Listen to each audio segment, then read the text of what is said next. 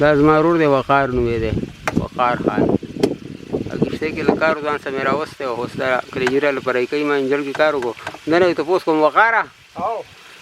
دا اوبه چې کې ویدي که نه دا کښتۍ پکې ولاړې دي دا به وچ شي دا کښتۍ اوس په خټو کې ودرېږي سمندر اوبه څنګه وچېږي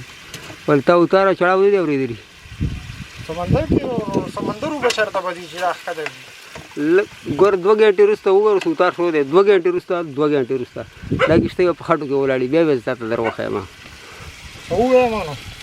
نو بس دې در ښیم که نه دا اوس وګوره اتار شروع دی لږ ساعت وروسته به دا زموږ کښتۍ هم په خټو کې ودرېږي او دا هم په خټو کې ولاړې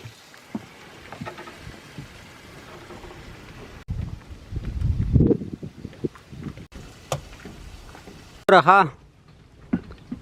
اتار ته ګوره اتار دا کښتۍ په خټو شوې لږ وروسته بدله دا هم په خټو ودرېږي دا دی به ټول تش شي وقاره وګوره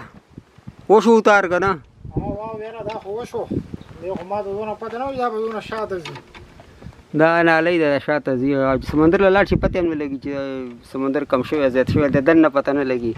بهرحال موږ زموږ باندې ناوخته دی او اوس په دې سیټ کې اوبه شته دی لکه اوس تقریبا 5 بجې دي ماښام 7 بجې به دلته ټکې اوبه هم نه وي نو په دغه ځای ویډیو ختموو